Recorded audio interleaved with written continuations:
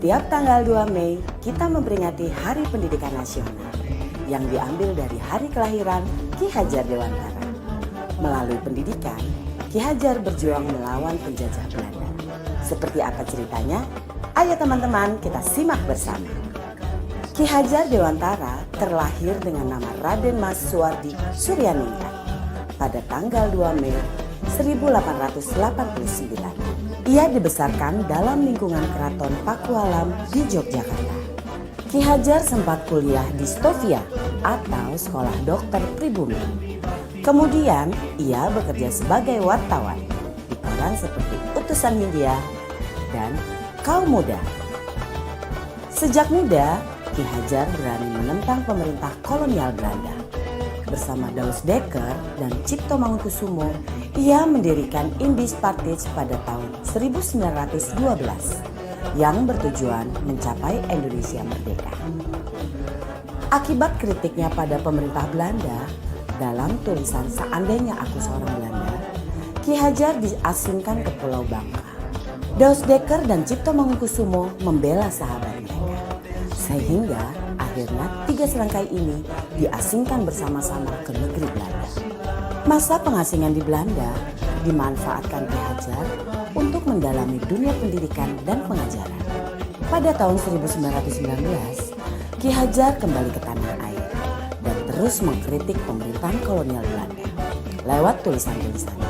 Akibatnya, ia pun sering keluar masuk penjara. Tanggal 3 Juli 1922, Ki Hajar mendirikan lembaga pendidikan Taman Siswa di Yogyakarta. Sejak saat itu, Suwardi Suryaningrat memakai nama Ki Hajar Dewantara. Anak-anak dari semua kalangan, baik ningrat maupun rakyat biasa, bisa bersekolah di Taman Siswa. Perguruan ini memiliki semboyan Ing Ngarso Sung Tulodo, Ing Madyo Mangunkarso, Tutwuri Handayani. Artinya, di depan memberi contoh, di tengah membangun semangat, dan di belakang memberi dorongan. Prinsip ini berlaku untuk semua pamong atau guru dan murid di Taman Siswa. Setelah Indonesia merdeka, Presiden Soekarno mengangkat Ki Hajar sebagai Menteri Pendidikan pertama. Semboyan Tutwuri Handayani pun hingga kini tetap dipakai dalam dunia pendidikan Indonesia. Bapak Ibu calon guru penggerak telah menyimak video profil sejarah Bapak Pendidikan Nasional kita Ki Hajar Dewantara. Pada kesempatan ini, izinkan saya untuk memaparkan refleksi saya terkait pemikiran Ki Hajar Dewantara untuk membuat kita lebih memahami impian besar beliau untuk membawa anak Indonesia mencapai kemerdekaan belajar. Ada 2 hal yang ingin saya sampaikan di sini. Pertama, beliau berkata bahwa pendidikan adalah tempat persemaian benih-benih kebudayaan. Pada hal ini, Ki Hajar membuat sebuah koneksi 2 hal yang tidak terpisahkan antara pendidikan dan kebudayaan. 2 hal ini adalah satu kesatuan. Menurut Ki Hajar, untuk mencapai kebudayaan yang kita mimpikan, peradaban bangsa yang kita cita-citakan, pendidikan adalah fondasinya. Atau dengan bahasanya Ki Hajar adalah tempat persemaian benih-benih kebudayaan. Dengan kata lain, pekerjaan yang kita lakukan di pendidikan bukan saja pekerjaan untuk anak bersekolah, ujian hasilnya baik, dan lain sebagainya, tapi adalah pekerjaan untuk menjemput kebudayaan yang kita cita-citakan. Dengan kata lain, ini adalah pekerjaan untuk membentuk peradaban. Jadi ini peran yang sangat penting antara pendidikan dan kebudayaan. Dua-duanya adalah satu ikatan yang tidak bisa dilepaskan. Yang kedua, inti dari filsafat Ki Hajar Dewantara itu adalah perubahan. Dalam hal ini, bagi saya, analogi yang tepat untuk filsafat Ki Hajar Dewantara itu adalah seperti tata surya. Selalu bergerak, selalu tidak pernah berhenti dari waktu ke waktu, dia tidak pernah statis. Karena itu, bagi Ki Hajar, kebudayaan tidak boleh statis, harus terus bergerak. Dalam upaya pemeliharaan kebudayaan, bagi Ki Hajar, itu harus terus bergerak sesuai dengan kodrat alam dan kodrat zamannya. Jika kebudayaan itu terisolasi, kebudayaan itu akan menuju kehancuran. Pendidikan pun juga sama, tidak boleh statis. Pendidikan harus terus berubah, menjawab tuntutan zamannya. Karena sepertinya kalau dalam tata surya itu, kalau Bapak Ibu bayangkan, kalau planet itu berhenti bergerak statis dia, itu akan terjadi sebuah chaos, sebuah kekacauan. Dan itulah yang dilihat oleh Ki Hajar, bahwa semuanya itu harus terus bergerak dan bergerak, tidak pernah berhenti. Artinya perubahan adalah hal yang kekal, yang harus terus terjadi.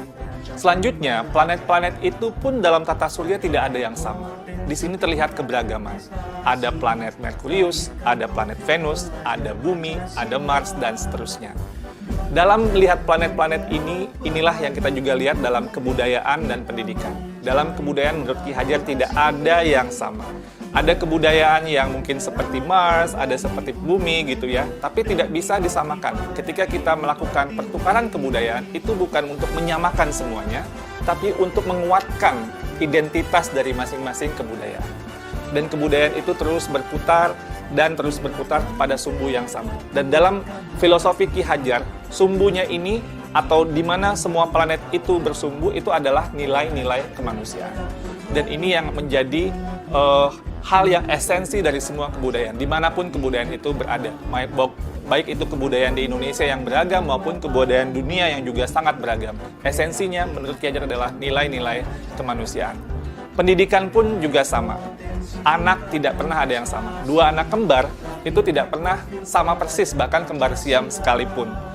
Fitrah dari penciptaan dari Yang Maha Kuasa itu adalah keberagaman. Menurut Ki Hajar, biarkanlah anak-anak itu memiliki keunikannya sendiri-sendiri. Ibarat planet-planet tadi, mereka bergerak dengan kecepatannya sendiri-sendiri. Kalau Bapak Ibu lihat di tata surya, Merkurius itu berputar sangat cepat, sementara mungkin planet Jupiter itu agak lambat berputarnya. Dan ini mereka juga berputar dengan kecepatannya sendiri-sendiri sesuai dengan orbitnya masing-masing. Masing-masing punya cerita di dalam planet yang berbeda-beda. Jadi tidak bisa dipaksakan bumi itu harus menjadi seperti Saturnus atau Neptunus itu menjadi Merkurius. Semua ada orbitnya masing-masing, semua bergerak pada sumbu yang sudah diatur dan hamba pada nilai yang sama, yaitu nilai-nilai kemanusiaan. Nah, lalu apa yang kemudian menjadi relevansi pemikiran-pemikiran Ki Hajar Dewantara terhadap transformasi pendidikan yang sedang kita lakukan sekarang? Filosofi Ki Hajar adalah filosofi tentang perubahan, dan dalam hal ini ada 3 kerangka perubahan Ki Hajar Dewantara.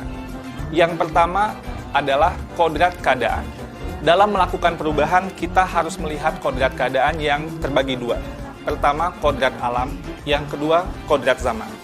Kodrat alam itu adalah terkait dengan alam tempat di mana masyarakat itu berada. Seperti yang digambarkan oleh Ki Hajar, kalau alamnya daerah pertanian itu berbeda dengan daerah pegunungan atau daerah pantai. Yang 2 musim itu berbeda dengan 4 musim dan seterusnya. Ki Hajar bercerita bahwa kalau orang Belanda melihat orang Indonesia itu boros, karena orang Indonesia alamnya sangat ramah sekali, jadi tidak pernah mungkin berpikir untuk masa depan yang terlalu jauh, karena alamnya selalu menyediakannya. Sedangkan orang Indonesia melihat Belanda itu pelit. Tapi ini Belanda dibentuk oleh alamnya juga, karena dia harus hidup 4 musim, dia harus berhemat, karena nanti ketika datang musim dingin, tidak bisa lagi tumbuh atau pertanian tidak bisa bergerak. Jadi ini kodrat alam yang membentuk sebuah kebudayaan, kebiasaan sebuah masyarakat. Nah, lalu juga ada kodrat zaman, bagian kedua dari kodrat keadaan. Kodrat zaman ini berarti bahwa walaupun alamnya sama, seperti daerah Bandung atau daerah Semarang dan lain sebagainya, itu tidak pernah sama dari waktu ke waktu. Jakarta tahun 1950 berbeda dengan Jakarta tahun 2020 dan akan berbeda dengan Jakarta 2050 dan seterusnya. Masing-masing zaman itu memiliki tantangannya sendiri-sendiri. Pada saat ini tantangan kita adalah bagaimana menjawab revolusi industri 4.0 dan sebagainya. Percepatan revolusi teknologi ini sangat luar biasa dan ini merupakan tantangan yang pada zaman ini sedang kita hadapi. Lalu yang kedua adalah prinsip melakukan perubahan. Kalau tadi kodrat keadaan, yang kedua ini prinsip melakukan perubahan. Di sini ada yang namanya azas trikon, kontinuitas, konvergensi, dan konsentris. Dalam melakukan perubahan, menurut Ki Hajar, kita harus melakukan sebuah dialog kritis dengan sejarah kita. Kita harus menjaga nilai utama dari masyarakat kita. Harus berakar pada identitas utama dari sebuah masyarakat. Jadi walaupun perubahan itu menjawab kodrat zaman, tapi nilai esensi budaya masyarakat itu harus tetap dipegang. Tapi juga harus ada dialog kritis sehingga bisa terus berubah. Jadi kontinuitas ini bisa terjaga dengan baik. Yang kedua, harus konvergensi. Maksudnya apa? Perubahan-perubahan yang kita lakukan itu harus menuju pada suatu titik yang memperkuat nilai-nilai kemanusiaan.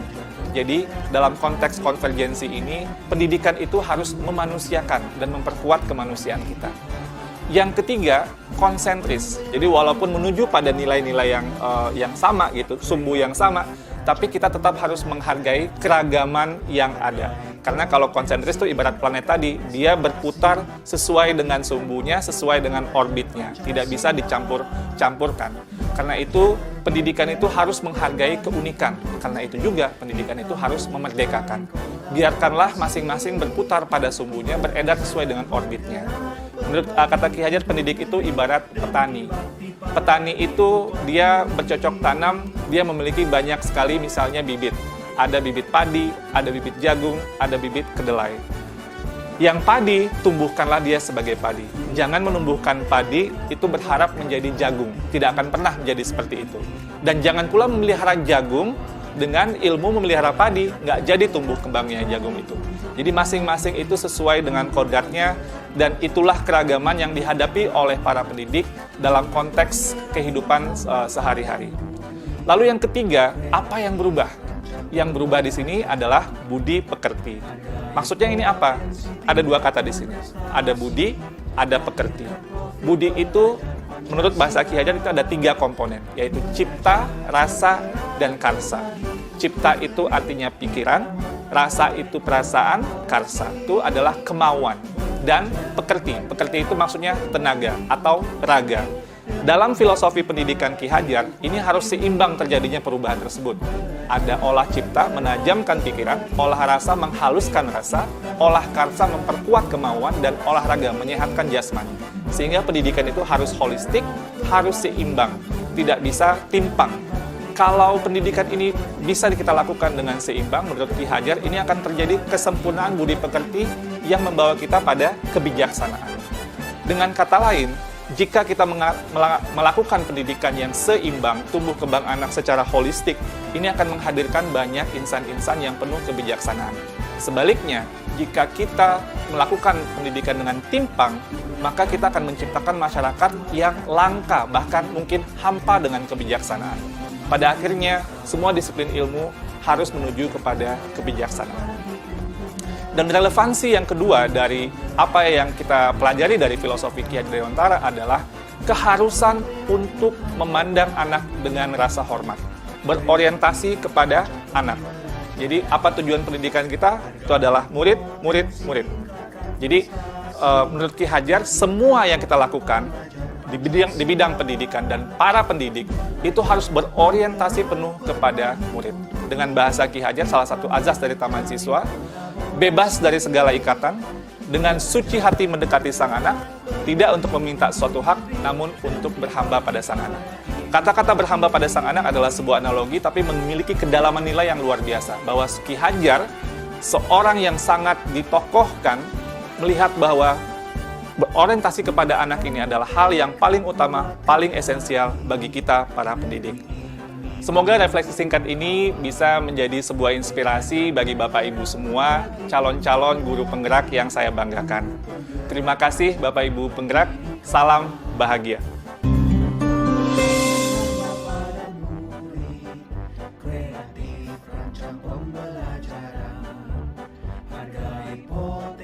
Tingkatkan prestasi, lahirkan profil pelajar Pancasila. Belajar, bergerak, berbagi untuk negeri, kita menjalin kolaborasi. Belajar, bergerak, berbagi untuk negeri, demi bakti pada Ibu Pertiwi. Belajar, bergerak, berbagi untuk negeri, kita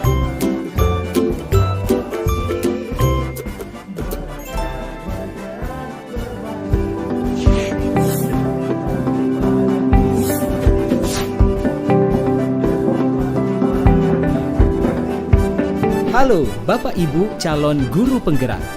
Video ini akan menjelaskan Bagja sebagai model manajemen perubahan yang menggunakan paradigma inquiry apresiatif. Inquiry apresiatif dikenal sebagai pendekatan kolaboratif dalam melakukan perubahan yang berbasis kekuatan. Inquiry apresiatif ini pertama kali dikembangkan oleh David Cooperrider menggunakan prinsip-prinsip psikologi positif dan pendidikan positif. Selain sebagai paradigma berbasis kekuatan, inquiry apresiatif atau IA juga merupakan salah satu model manajemen perubahan kolaboratif yang membawa perbaikan dalam suatu sistem, misalnya organisasi atau komunitas. IA memulai perubahan berdasarkan pertanyaan utama yang ditentukan bersama dan dijalankan dalam suasana yang positif dan apresiatif. Ada 5 tahapan utama yang kita terjemahkan dalam bahasa Indonesia dengan akronim B, A, G, J, A, Bagja. Perlu diketahui bahwa dalam bahasa Sunda, Bagja arti sederhananya adalah bahagia. Pemilihan nama ini adalah untuk menggambarkan proses yang akan dibawakan sepanjang penerapan model dan membawakan perubahan. Tahapan ini diadaptasi dari apa yang dipaparkan oleh Nobel and McGrath tahun 2016. Semua pertanyaan yang dipaparkan nanti adalah sekedar contoh yang dalam penggunaannya masih harus disesuaikan menurut konteks perubahan yang diinginkan. Tahapan pertama adalah buat pertanyaan. Satu pertanyaan utama yang kita buat adalah penentu arah penelusuran, penyelidikan, penelitian terkait perubahan yang kita inginkan. Tiap pertanyaan utama akan mewakili rangkaian tahapan proses Bagja yang berbeda. Maka, buatlah pertanyaan-pertanyaan utama, kemudian diskusikan, dan pilihlah satu dulu bersama-sama. Tahapan ambil pelajaran ini dilakukan setelah kita sepakat akan memilih pertanyaan utama yang mana. Bagian ini akan menuntun bagaimana kita mengambil pelajaran dari pengalaman positif individu, kelompok, baik dalam unsur yang berbeda maupun sama. Kemudian beranjak ke seluruh komunitas di sekolah. Bagian ini berusaha menjawab pertanyaan lanjutan dari pertanyaan utama. Dalam contoh kali ini, jika kita ambil pertanyaan utama nomor 2, maka penelusuran nanti akan mengikuti pertanyaan-pertanyaan berikutnya. Tahapan berikutnya adalah gali mimpi bersama.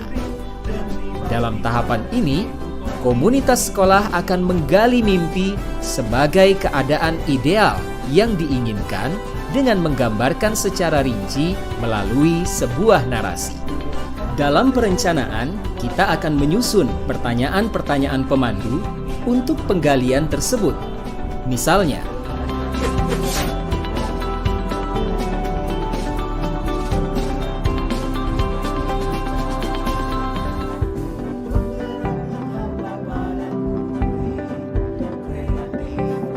pada bagian selanjutnya, komunitas sekolah akan bersama-sama menjabarkan rencana untuk mencapai gambaran yang mereka impikan tadi.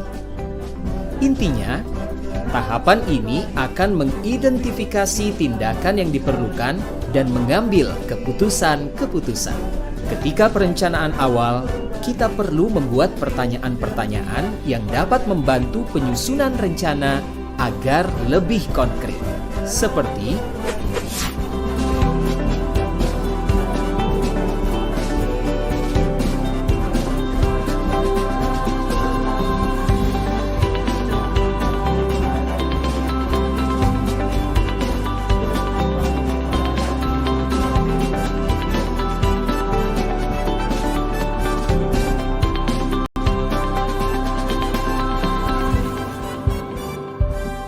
tahap kali ini akan mengatur eksekusi sedemikian rupa, sehingga jelas siapa yang terlibat di setiap rencana yang dibuat. Bagian ini adalah bagian yang mentransformasi rencana menjadi nyata.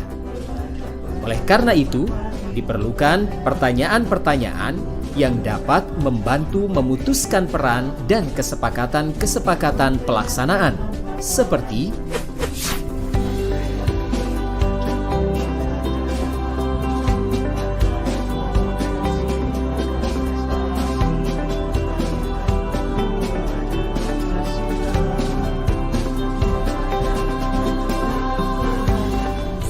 demikianlah tahapan BAGJA, Bagja, sebagai model manajemen perubahan dengan paradigma inquiry apresiatif dan berbasis pada kekuatan. Jadi, selamat bersenang-senang dalam menerapkan Bagja.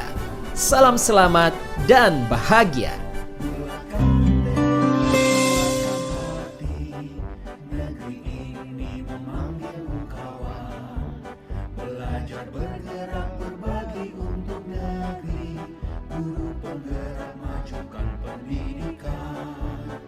Guru penggerak menghamba pada murid. Kreatif rancang pembelajaran. Hargai potensi, tingkatkan prestasi. Lahirkan profil pelajar Pancasila.